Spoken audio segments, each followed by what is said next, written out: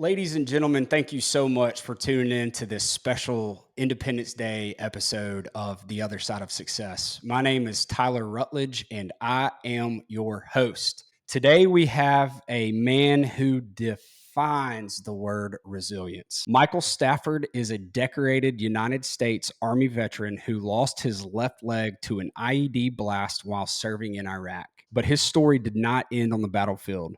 From that day forward, Michael has lived a new kind of mission, one built on promise, pain, and purpose. He's a father, a husband, a fierce believer in keeping your word, and an avid golfer who's proving every single day that no limb can limit what's possible. This is his story, and it's one that we need to hear on this 4th of July. Michael, welcome to the show. Thank you for having me, Tyler. It's good to be Glad here. to do it. And we'll refer to you as Mike from here on out, if that's all right. That Just sounds like the good. old phonetic alphabet, right? That sounds good. So, well, listen, man, thank you so much for coming on. I know that this is a really cool opportunity for our listeners. And honestly, selfishly, it's a really cool opportunity for me because as the host of this show, I just feel like I get such a good behind the scenes look at other people's lives and the pain and the trauma that has catapulted them to where they are now. And as we get into this episode, our listeners will have an opportunity to listen that we've got something pretty significant in common as far as a Yeah, demon that we've both so far that's beaten, right. right? But before we get into the show, I want to ask you, Michael, what does the 4th of July, Independence Day, mean to you? Well, now it means so much more than it did before because I love this country, and I've celebrated the Fourth of July different kind of ways. Before I was in the military, I looked at it as an extra day to sit around, and enjoy life, and barbecue or have fun with the guys or do whatever. But now, when you bleed for something like like I have and many others have, you learn to love it and appreciate it so much more. So the red, white, and blue, the colors of the 4th of July just excite me. They make me just want to enjoy life more, knowing that I live in a country where you can enjoy freedom. Really, you Mm, don't have to look over your shoulder every day to see if something's about to attack you or something's going on. So you pretty much can live in peace and living away from these third world countries that I've been to that doesn't have freedom. But once you see what a country looks like that don't have freedom, and then you come back home mm. to the United States where we do have freedom, Fourth of July is a great day to just be able to sit back and love your country and appreciate the values that you have for being in this country. Yeah, man. I've been fortunate enough to travel around the world a good bit, and there's just nothing like this place, and Yeah, it drives me crazy to hear people complain about it, yeah, and talk about the oppression and whatever all the negative yeah. stuff that they want to say about this great nation. So it's great to have perspective from someone who has actually fought to protect the mainland. So before we get into the injury, take me back to the beginning. Did you always have the desire to enlist in the military? Was that something that just kind of came up? Was it, a calling that you felt like you had? What happened there? I think I did have that calling. I really do. I can remember a time when I heard my dad. He was in the military for a short time. He was drafted during the Vietnam, and I remember going and asking him one day if he had ever. Did he have to go to war? Did he have to serve in combat or anything? And he'd never had to actually go into the combat, but it always, I knew that uniform meant so much. I remember seeing people wearing the uniform. I remember seeing different things like that. And when I got old enough to join, some of my friends had joined the National Guard, and I remember being at their house one day and seeing the uniforms laying around and some of their gear laying around. I thought, how cool is that? Be able to wear a uniform and be working for your country too at the same time. Mm, And I enlisted without my parents' permission. I was old enough, and I had talked about it before, but not really on the fact I'm gonna go join. But I just came home one day and I said I did it, and did what? And I said I joined. I signed up. I enlisted in the United States military today. They're like, what? That's how I got into it, wow. and loved it. Didn't know first thing. Didn't know. I didn't even know when I got to basic training what I was supposed to do when I got done. I was just going to basic training, and they would tell me what they wanted. when I get there. I didn't know I was going to be in tanks, and that's pretty Right. exciting. Somebody would most of the time would have been excited about getting there, but I didn't even know what my MOS was. Which I didn't even know what my I didn't know anything about the military except that I wanted to be in There you that go. uniform. Yeah. Hey, I think there's ignorance is bliss, right? Maybe Yeah, you got into it for one thing and you learned quickly, woo, buddy, this it's is a little fun. bit different than what I expected. Did you originally enlist with the National Guard, the I did. Mississippi National Guard? I did. Okay. And where were you located there? Northeast Mississippi, and and the brigade called 155th Brigade, the battalion 1198th. You will never forget things like that. But Yeah. I was stationed right here. Some of them call it Fort Living Room. Hmm. And the National Guard was out of Camp Shelby, which is Okay. in the southern part of the state. And we did monthly drills there. And so you enlisted in the National Guard, and we're about to get into the situation where I'm gonna let you take us to the day of the accident. But you went to Iraq with the Army, is that correct? Yes, yes. So how did you go from National Guard to Army to now I'm in Iraq? Okay, well, it's simpler than that. It's when if you're in the National Guard and you get called up, you get mobilized to go. You're going with say the Army and whoever else, but you're going with a attachment. The National Guard is an attachment to the regular Army. We're the Okay. little divisions part time. So we get called up. It's time to go full time, and that's the only time you'd go full time is if the government calls you up to be full time. The orders. So Okay. when the 155th, now that's the brigade, when they got called up, they were mobilized. And then got sent to Iraq. Well, I had done served my time. I had served years in the National Guard, and my enlistment time ran out. My contract ran out, and I was able to get in there and get out, turn my stuff in, and no longer did I belong to Uncle Sam or anything with the United States Army National Guard. And so years went by, and when the 55th Mississippi Unit got called up to go to Iraq, I was like, I something burnt me inside, and I was at work at my daytime job, and I'd been out for 5 years, and I knew that I had to go. I knew that they Mm, needed me for some reason, that I would be enlisted if I could get back in. So I called a recruiter, come down to work, and I said, "You better come today because if you don't come, I might change my mind tomorrow." And so he came in right. that day, and I signed the paperwork to go for a 1 year contract to go to Iraq. So instead of 1 year in playing ball somewhere, I played 1 year playing with the U.S. Army in Iraq, and I knew that I wanted to. I had practiced for 7 years being in the guard. I'd practiced at drills on what to do in case ever come into a conflict, and so it's like I practiced all those years and never did get to go to the game. And Yeah. when we got called up to Iraq, I got called up to be, they need everybody. And Yeah. so I was able to sign up, go back and get mobilized, get uniforms, and they'd changed a lot since I'd got out. Yeah. New uniforms and all the equipment, and get kind of refreshed on all the things that we had done. And so I got all that, and then they shipped me to Iraq, and I never did get to hook up with my unit that I thought I was going over to be with. I wound up serving with the Vermont National Guard, a Okay. line company for our battalion. And so I met all kind of great people from Vermont that accepted me in. The Green Mountain Boys is what they're called. So a little Mississippi guy from here in Mississippi joins in with some Vermonters. It was weird at first, and so I thought that this will never work out. But it was the greatest thing ever. We're still staying in Man. contact and Yeah. like family. It's cool that you talk about instead of playing ball somewhere for a year, you go and playing for the United States military, man, over in Iraq. It's like everybody's dream is to, if you're playing baseball, that dream is to get that call saying, "Hey, I'm going to the big leagues." Yeah, But for you, it's like, "Hey, I'm going to war." yeah, yeah. Golly. And so the sergeant's pay, I mean, that's not a whole lot, but I was I didn't care. I was just wanting to I wanted to serve. I've wanted to Yeah. serve since the day I signed the paper, and I didn't feel like I got to really Mm. serve until I was going over to combat. And Yeah. when that happened, 9/11, I remember being at work and remembering how I felt. I turned on Yeah.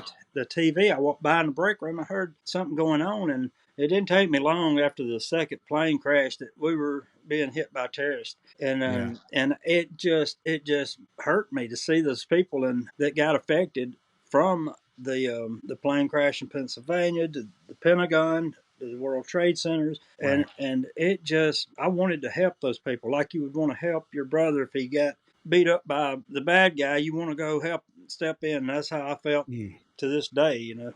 Yeah. If you were old enough to have a thought on that day, you know where you were. I was a freshman in high school in math class. And that song Alan Jackson wrote, "Where Were You When the World Stopped Turning?" It really did feel like the world stopped turning for a little while. And, Mm-hmm. I think I was 14 years old, and just the confusion, right? And just like, what is actually happening? And it's not until obviously you get older, you were much older at the time. So like you could cognitively get there. But I just remember being like, Yeah. this is scary.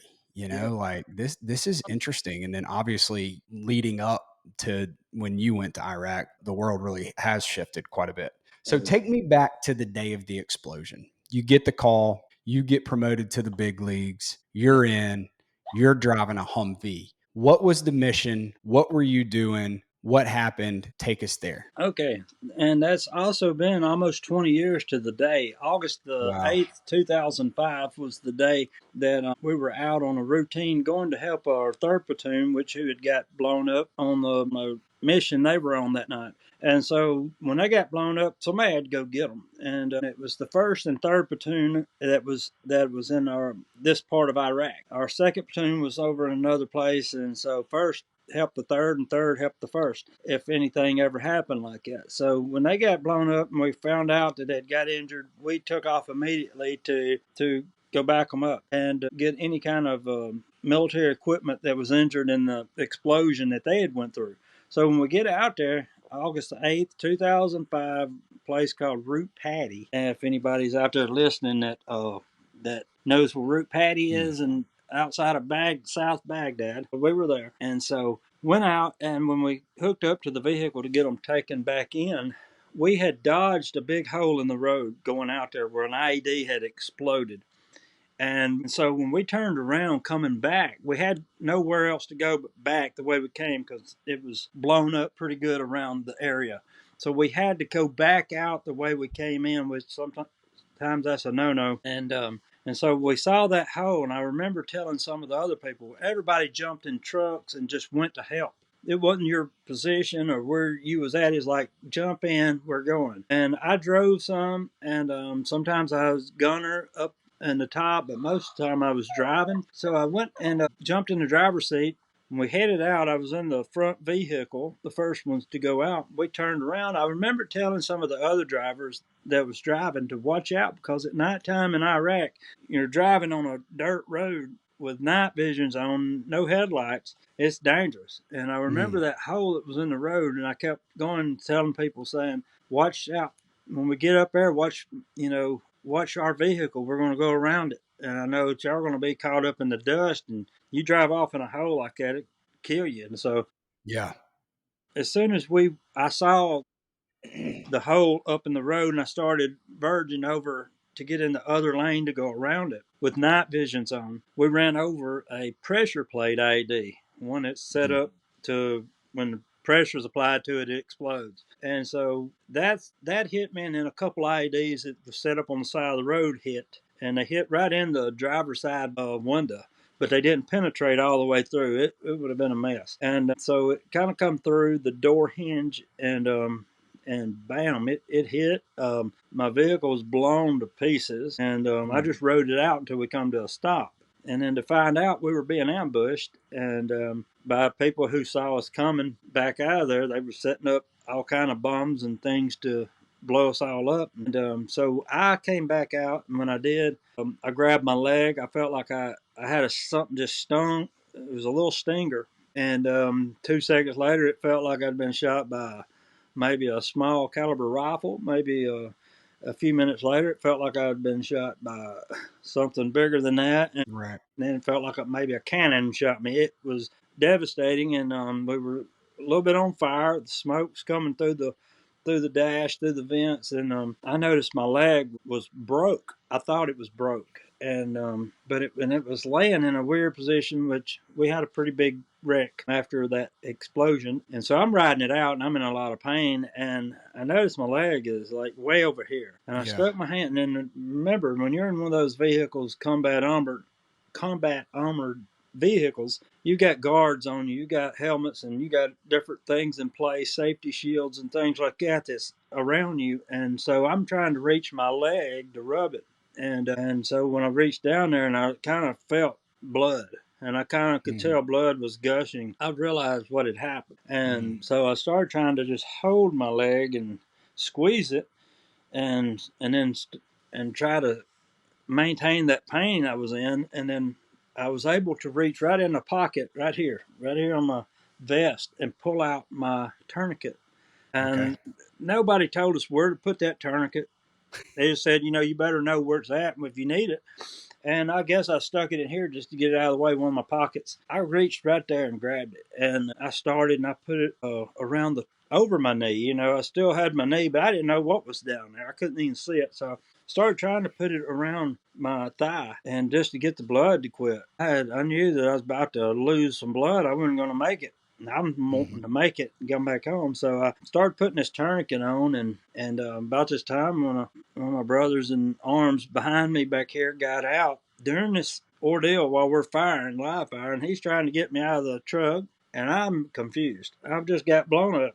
The truck seems like it's on fire. Everyone's screaming, and somebody's trying to open my door. And they did get the door open, and I'm gone. I'm gone now. I mean, they're fixing to take me hostage, shoot me or something. But they didn't. It was my friend from the back seat who jumped out, Seth Bloodworth, by the way, and he come out and got me out of the truck and put me on the ground, and from there, body aid and people came, but a lot of people tell me I need to find that medic that finished the tourniquet and put it all on and everything, Yeah. and I'm like, well, it wasn't him that saved me by far, man. You know who that power was, but it was Almighty One Himself, or His angels that helped me to get out, and He provided that medic to be there at that time, and that medic Praise the helped put Lord. the final bandages on that kept me awake, kept me stable, kept the blood from leaking, splint it up Hmm. somehow. Then two Black Hawk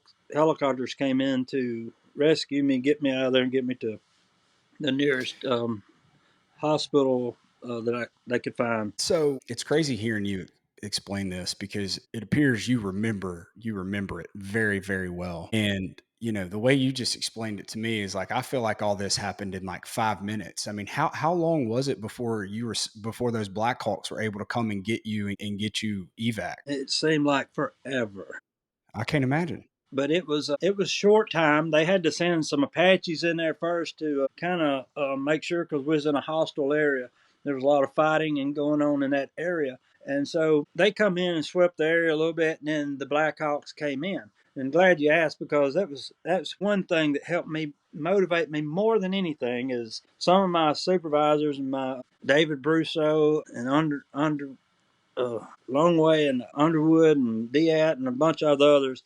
They came in, and Bordeaux, so many, I couldn't name them all, came in helping me, and Spalding, and they was sitting there, and they were just going back and forth, and I'm sitting there bleeding on the ground. I heard somebody ask, how much longer on those Blackhawks?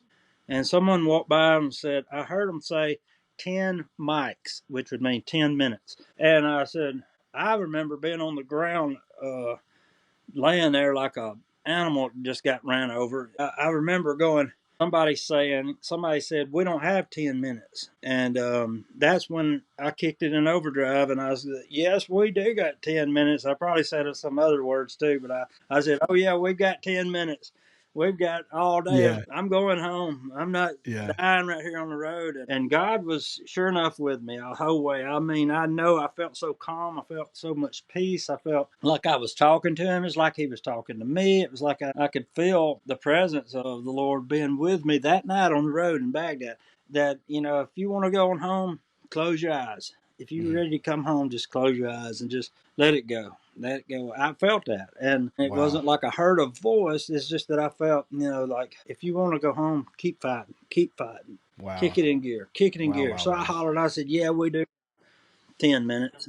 So they get you evac, you out of there, and you wake up, I'm assuming in the hospital. At what point did you know that you were going to lose the leg? When I woke up, I was in a tent, and they didn't have me stabilized in a room anywhere. I was still in the desert there in Iraq.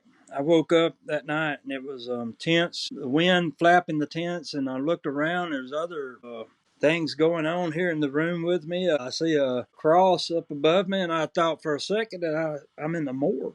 Maybe I'm in a morgue, and I started realizing there's a lot of things that's just happened to me in the last. I just got off of the medicines that they had put me to sleep on to do the surgeries and things, and it was just I knew where was. I knew I'd been in an accident, and by this time one of the medical staff there stuck his head over and told me, said, Sergeant Stafford, you was in an accident last night, and you've been injured. Do you know what's going on? And I told the story. I said, yeah, I lost my leg, didn't I? And when I asked that question, I said, I lost my leg. Somehow I just knew it. And they had the cover pulled up on me, and I could tell that only one foot was down there pushing up over out of the cover, and there wasn't one on the left side. And I guess I was hoping that he was going to tell me that, no, we saved it, and you just broke it up pretty good. We got it in a cast, and you're going to be all right. And then he said, "Yep, you did." And I thought, "Oh wow." I looked down then. That's the last time for a while I even looked down that way to see, and I noticed that there Mm. wasn't another foot there. And so I'm like, "Okay, well, what do we do from here?" And he's like, "Man, they're gonna get you back to Washington D.C. to Walter Reed. You're gonna be able to go in. You're gonna be able to get a prosthetic. You're gonna be doing better in a couple months than you've ever done in your life." And I was like, "Yeah, right. That's what you tell people that got injured and make them feel good." But he told me, you're gonna be. They got something called a prosthetic, and I'm thinking, you're on morphine and everything else. I'm thinking, well, prosthetic, a leg, like a wooden leg? No, they don't. Because I didn't have anybody around me that had a prosthetic, I don't reckon, and I wasn't familiar with the term, and so I said, okay. But and then I asked a question. My mom hates it. I said, I won't ever be able to play golf again. Well, and they was like, what do you mean play? Yeah, you'll be able to play. You'll be able to play better. And I said, okay, I understand. You're trying to make me feel good by telling me all that. 20 years later, I believe I was right. Yeah. Well, and that's another thing. I know that you're an avid golfer. So when we think about all the events that happened, right? And I know that for the sake of time, we can't get into all the details, but this is a long process. It's not like something that just, you lose a leg, get flown back to the United States to get your new leg. Like there's a lot that goes into this, both mentally, physically, from a rehabilitation perspective, trauma therapy, all the stuff, right? Like this is not as quick and easy of a thing that it might seem to be. So, what was harder for you? Was it the rehabilitation, the physical rehabilitation, or was it the mental aspect, the identity crisis? Like you said, am I going to play golf again? Am I going to be able to, what was harder for you? What was going through your mind? It was the mental side of it. But I thought at first, when I started the rehab, that someone walked by with a prosthetic on one day. And I said, wow, how long has that person been like that? And they said, oh, about a couple months. And I said, and they're walking? They said, yeah, you'll be doing that too. So I had a goal then to know that what's it going to take? What will it take for me to get on my feet and walk out of here? They're like, well, when you feel like you're ready, you'll do it. So I walked to the prosthetic lab immediately and on my crutches. And I walked in. I said, I'm not ready for a leg. And they're like, well, there's more to it than that. There's a doctor's order, physical therapy order that comes in. But they were so good to me. They said, come on back. So they got me back there and they made up something for me. And they knew how determined I was. They come in and asked me, Red Cross said, is there anything you need? And I'd only been there a few days, and I said, "Yeah, I'm gonna need some tennis shoes." And they laughed, and I'm like, "Why are they laughing?" I think, I'm gonna need tennis shoes to, I ain't gonna be able to walk around in my combat boots, and so I'll need shoes, and I'm thinking of the, future here and what I'm gonna Right. need. And I probably need some shorts and t-shirts, make it happen. But I was like, that part was easy because I knew what I had to do and I knew how to get out of there. The mental part of it was things that I like to do and things that I was interested in outside of being the soldier. I'm Right. like, I don't know if I'm ever going to do it. And it took a while to make my brain understand that, yeah, you can do that and some if you're determined to do it. And the success of that was that I overcome it and made it happen. I said I'm going to do it and I'm going to make it happen, and it was that simple. But it wasn't that Yeah, simple. you've got that incredible mental resolve, right? You've got that, which is honestly that's as a civilian and as a person that's never enlisted, that's the type of person I want fighting on my behalf. Somebody that's got that mentality that I'm not going to quit, I'm going to get home, and all that stuff. So when we think about your faith, I know that you're a man of faith, and your life has not been easy since. And we can talk a little bit about alcohol addiction and things like that. Something that obviously I've also battled for a very long time, 20 years, 24 years exactly. Did you, I guess my question is, and I want to give a message of hope to people that maybe haven't experienced the hope that therapy can provide. Was the United States able to provide you with the ability to help recover mentally? Obviously, I know that being a believer, that God does provide peace. There's no doubt, right? But for people that just say, well, you can pray it away, Yeah, yeah, God can do that if he wants to, but I think he, it does take some yeah. action. Tell me about that. Well, talking about that, I mean, you can always wish that you could throw the hail mary and hope that someone catches it, but usually that's a very, very, very, you got to be very, very committed when you're doing that. But God was the main thing. I was a Christian before I went over, and I was really the preacher in our unit. People would come to me sometimes and they'd want me to pray before we'd leave and things like that. But after that happened and I got home, it didn't take long. I mean, I'm a good sinner. I do sin and I'm good at it. And first thing you start leading to is self meditation, medicating with everything that you can see. And the longer you allow it to happen and don't do something about it, the worse it's going to get. So then, next thing I'm dealing with prescription medicine. I'm dealing with alcohol, and then anything else that came along to help, with the pain. This it was telling me to do it, go on with it, and then before you know it, it's an addiction, and you're stuck thinking you're helping yourself, and you realize that you're going the wrong way. And in life, we take the wrong path a lot of times, and there's only one way back, and that's to come to God and ask Him to help you because you can't do Mm. it by yourself. You've got to have someone holding your hand, and what better person than God Himself? And so I'm just honored to being able to get through that. But I never, ever would have gotten through it if it wasn't with prayer, parents praying, other friends and family praying, church families praying, and everybody else that was saying a prayer for Mike Stafford that he would get through this demon.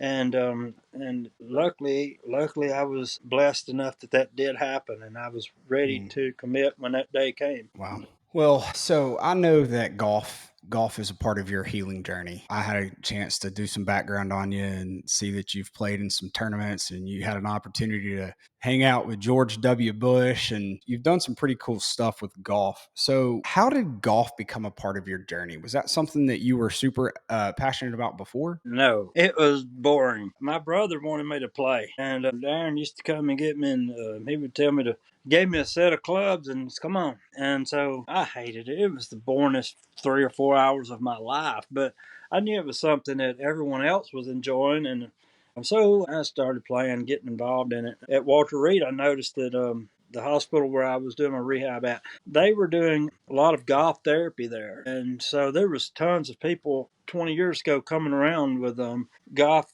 outings, and they still are today. But I got involved in it because I thought I liked golf before a little bit, and I know something about it, and I'm not going to be running like football or baseball, and so I'll try it. Going to some nice golf courses and playing golf instead of sitting at the hospital. I'm all in. And so Mhm. started back into golf, and I realized that I could never have done some of the things before that I'm doing now, going and playing and meeting people and things, and the patriot people of this country that's invited us to come and to be a part of their golf course is unbelievable. So golf obviously you're talking about being able to do all these incredible things. So you're hanging out golf therapy. You're like, okay, I'll give this a shot. So did you get like everybody else that plays golf? You get out there and you're hooked. Yes, and look forward to it. I mean, I look forward to trying to get better. I'm realizing that I can actually get better by practicing.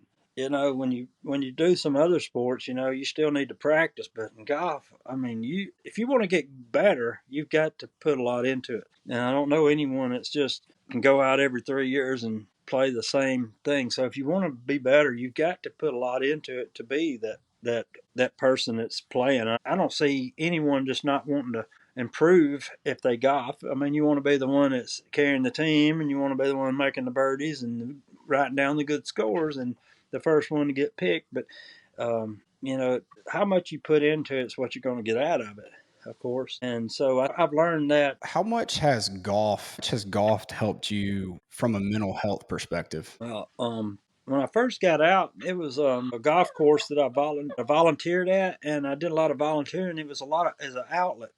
I I found that out in the beginning. It was an outlet to get out and do things. And golf was the center of that. Golf was I was not just playing golf. I was doing things like working at the golf course, but it all centered around golf. And just being there in that world of golf, I was real free to do anything, to see people that I didn't see on a regular basis, to talk to them and to hang out. And here I was being the local injured soldier. I was the hero of the community, and so people came to me a lot, and they looked at me and they're like, I had an excuse to mess up, but I'm like, no, I really don't. I got an excuse to live better and to do better Mm. and to be a better example around people.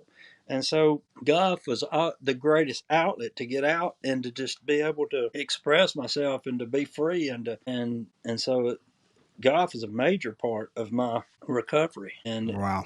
there was so many other things I could have did, but when I picked the golf, I knew that golf, I knew a little bit about it. I wasn't learning everything all at one time, and actually over time, I mean, like, yeah, this practicing really does pay off. It hadn't here lately, so some of the people that knows my golf game now probably are like, yeah, but I'm not where I would want to be, but I did get up playing good at one time. What has been your favorite golf memory so far?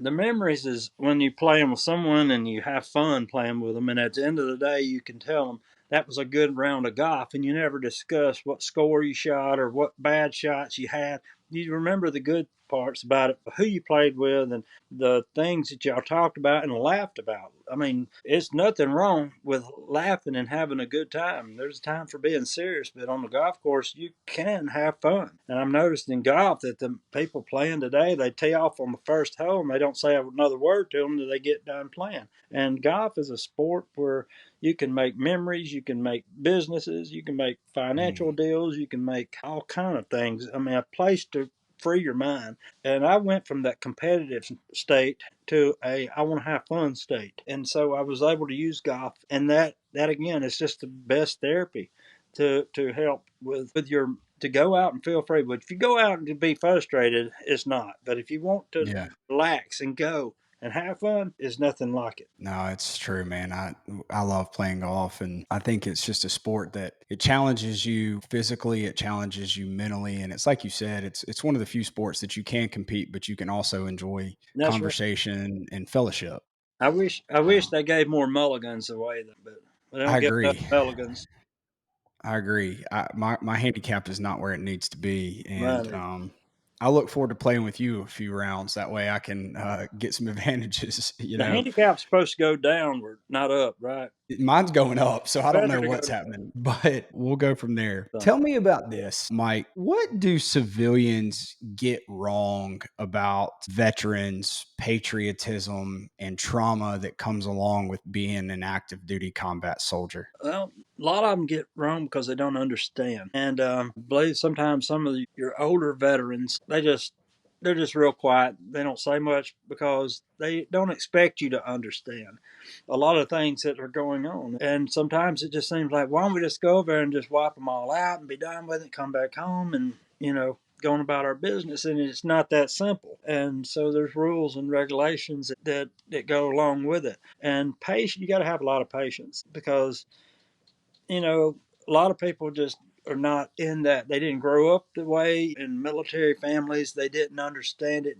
And you can tell when they start talking, it shows real obvious that, they don't know what they're talking about. So sometimes just leave them alone, let them think it. But they don't understand that, like I said earlier, when you bleed for something, you love it that much more. And Hmm.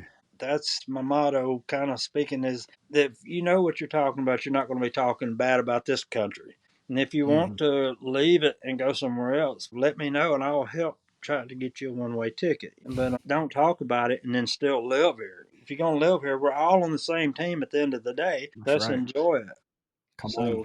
So if we could all stick unified together, we wouldn't be talking bad about this. This wouldn't even be a subject to talk about. Right. That's a good word. I received that, and I know a lot of folks will. What do you think has been one of the best and most unexpected blessings of this injury? Well, I would say getting a handicap parking spots up at the front door at Walmart or somewhere, but no, I've had the opportunity of people opening the door for me and appreciating me. That's great. I've had people to understand that knew that well, he's a veteran, he's a combat veteran, he's been injured, he's got a Purple Heart, he's got a lot of things. Where before I would look, but probably looked at different. Now I'm able to use my voice. I'm able to go out and help someone that was where I was 20 years ago, Mm. and I'm able to talk to them, and I have the credibility now that they can look and they say, well, he knows what he's talking about. He's been in the same boat I was at. He was at the same point where I was at, and he's hit rock bottom before, and now that he's taken that negative and turned it into a positive. And a lot of times it's easier for me to talk to people because they look at me and they say, "Well, he's been Mm. there. He's been where I was at, and he knows where I'm coming from." And you got to be able to listen and not do the talking, but to listen, be a hearer. And so I'm that person, and it's helped me to be able to talk with people, and because they're struggling, they don't ever come up to you and say, "Hey, I'm struggling. I need some help." A lot of times you can see it in their face. And I tell a lot of times my injury was on the outside. You can see my injury, but most people's injuries are Hmm. on the inside, and those scars that you can't see. And so, but they're there. If you're looking, you can see that in their face. You can see it behind their eyes. That's right. Behind closed doors, they're not smiling. They're hurting. And so, if we can help one another, and I'm able to do that because I'm able to show that I've been there where you was at, and I'm able to listen and help you along the way. Right. Well, before we close up, one of the questions that I always ask our guests is Mike Stafford right now, as we sit on July 1st of 2025, and this episode will air on July 4th of 2025. What is your definition of success? It's not the wages. If you go to work and get wages for what you put into your job and they pay you at the end of the week, that's your wages. My success is what I've put into life, and it's how I'm being blessed myself too. And I want to be a blessing. I want to help others. And when you got that mind frame that you want to help and be a server to other people. My success is when someone walks away and I feel like they've been Mm. helped, that I've had a part to do with. That is success. That is, some people may not be as much as doing that. They may be someone that Hmm. does something totally opposite, but it's what you get out of what you put into it. If you want a good golf game, what you put into it's going to determine how good your game is. And when you want to help someone else, the more you give, the more you listen, the more you try to understand that person's problem, the more you get out of it. I get more out of it than they do when I help them. See, so it's a two-way. It's works both Mhm. ways. I get to get a blessing by helping people and helping someone who's really down, really needing that help, needing that pat on the back. And when you can give it to them and they leave and they're better and they're a changed person, then that's my success. Before we wrap up, I got one question that is my favorite. We usually do a rapid fire segment, but for today's sake, we're going to just finish with my favorite question. Okay. If you've got a paid vacation for 1 week, we're talking all expenses included, food, bills, travel, lodging, everything. You're not paying a dime. Are you going to the beach or are you going to the lake? I thought about that. I'm going to the lake. I'm going to the lake house. I like it. I like it. Yeah. Too much at the beach. I mean, I there's like golf that. courses. I think the lake's peaceful. Yeah, it's too peaceful. So, yeah, I'd do the lake. I'd choose a lake that's not close to any kind of environment with hurricanes, tornadoes, flooding, and all that. Somewhere Yeah. peaceful. No brainer. I love it. Well, Mike, listen, as we bring this episode to an end, I just want to tell you first and foremost, thank you so much for your service. Thank you for the sacrifice that you made for this country, not just physically, but mentally, the emotional toll that that's taken on you and your family and your mind, your body, and your spirit. I just want to say thank you. I know that everybody that listens to this episode will want to say thank you. And you are truly a hero. And I hope you accept that and receive that, knowing that you've done something for this country that most people will never have an opportunity to do and probably wouldn't answer that call if it came. So thank you for your service. You're welcome. I'd do it again if I could, and I appreciate it very much. And I appreciate what you're doing with this podcast and this other side of success. This is real. I'm looking forward to being a big follower and doing what I can do to help others and see what their other side is. So, Tyler, I appreciate you. Well, thank you for the kind words. I appreciate it. You got it, That's man.